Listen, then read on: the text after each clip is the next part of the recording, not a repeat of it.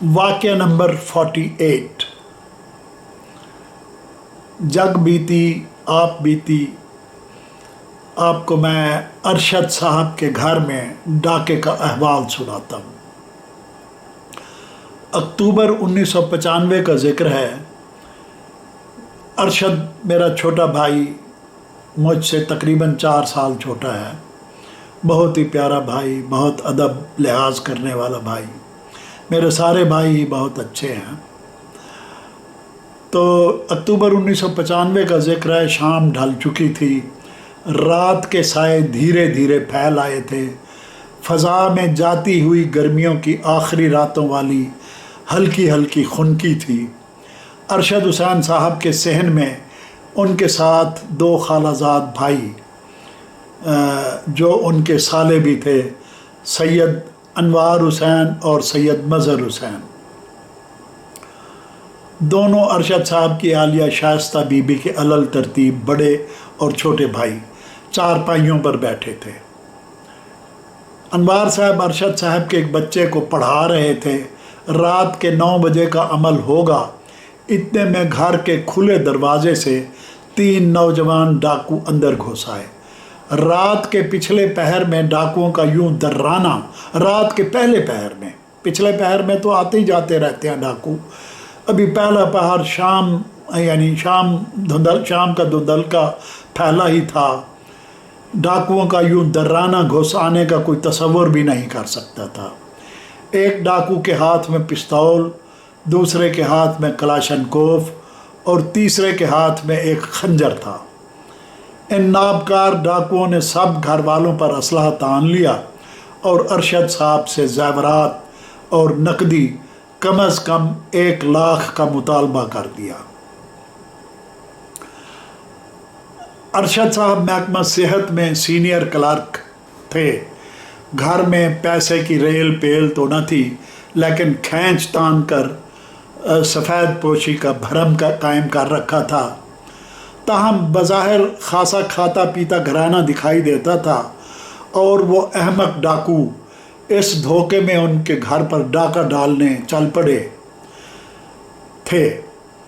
चील के घोंसले में मांस कहाँ, घर में कुछ होता तो उनके हवाले किया जाता। अभी आएँ बाएँ शाएँ हो रही थी कि बाहर किसी शख्स ने आकर दरवाजे पर घंटी बजा दी। पिस्तौल वाला डाकू बाहर दरवाजे पर चला गया और आने वाले को टालने की कोशिश करने लगा। अंदर वाले 2 डाकू घर वालों को घेर घार कर एक कमरे में ले आए और सख्ती से नकदी और ज़ेवर का मुतालबा करने लगे।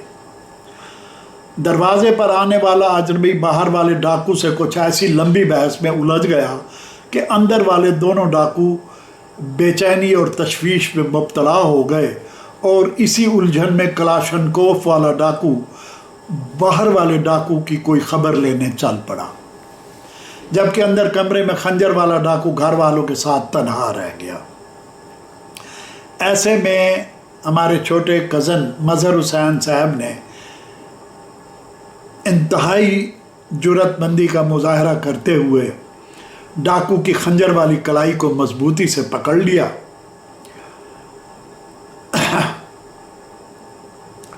और उससे खंजर छीनने की कोशिश करने लगे। इतने में घर वालों में से किसी ने जल्दी से कमरे का दरवाज़ा अंदर से बंद कर दिया ताकि अंदर वाले डाकू का बाहर वाले डाकुओं से राब्ता मुनक़ता हो जाए। लिहाजा अंदर वाले डाकू ने हवास बाख्ता होकर शोर मचाना शुरू कर दिया। बाहर वाले डाकू भागे हुए आए और दरवाजे को बंद पाकर मुश्तइल हो गए।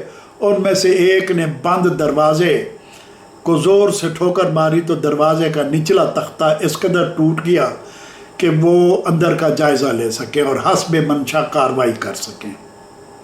जब उन्होंने मज़हर साहब को खंजर वाले से गुत्थम गुत्था देखा तो पिस्तौल वाले ने आओ देखा न ताओ और मज़हर हुसैन पर गोली चला दी, जो उनकी रान में पैवस्त हो गई। इस दौरान शोर शराबे की वजह से इर्द गिर्द के घरों में हलचल मच गई और डाकुओं को इसी में आफियत नज़र आई कि वो दुम दुबा कर भाग जाएं।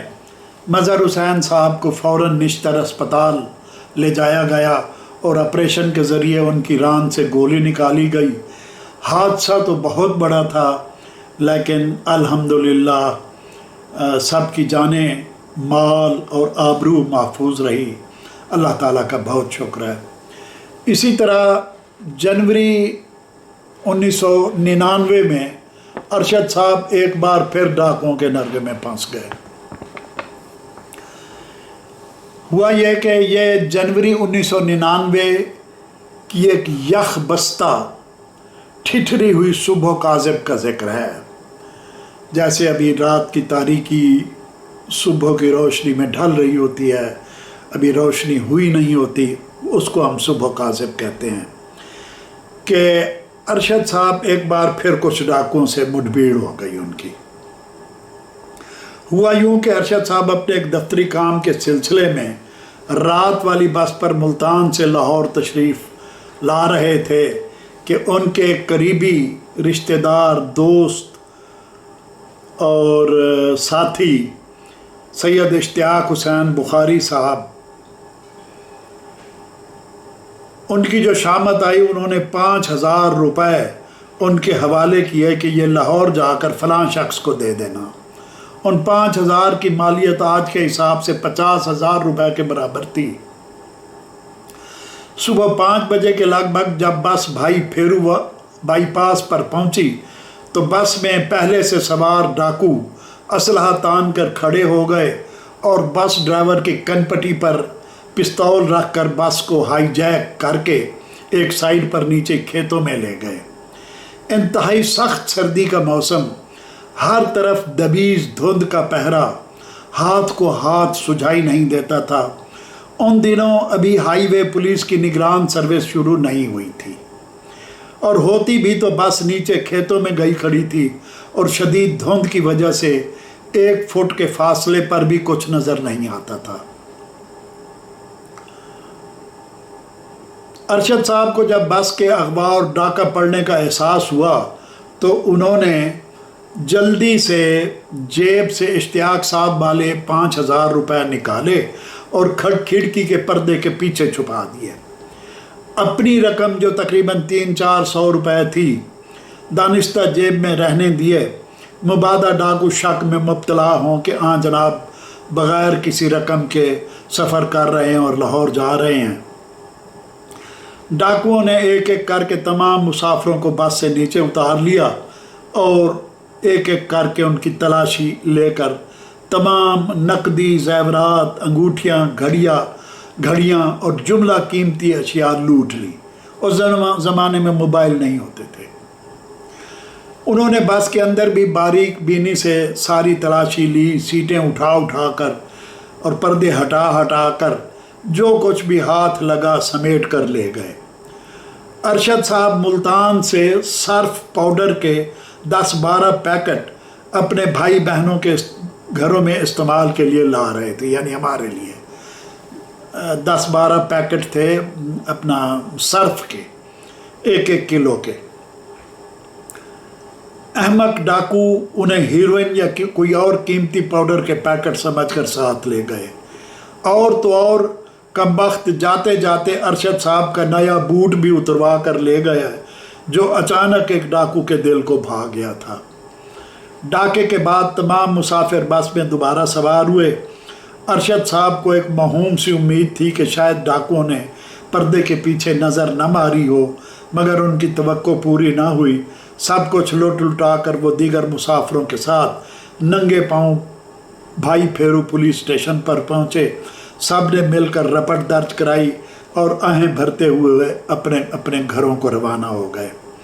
इस अलमिये का कर्बनाक पहलू यह है कि जब अरशद साहब लाहौर पहुंचकर ठोकर न्याज बेग उतरे तो जेब में अवान टाउन का किराया या पीसीओ फ़ोन करने के लिए 2 रुपये भी नहीं थे और पाँव में जूती भी नहीं थी।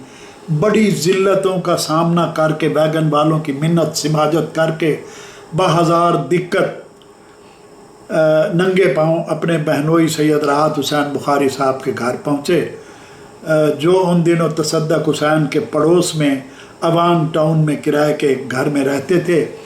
उन्होंने उनको अपनी विपता सुनाई और इस तरह ये जनाब अरशद साहब के साथ डाकुओं ने जो बुरा सलूक किया वो भी हमारे लिए एक नाकाबिल फरामोश वाक़या है।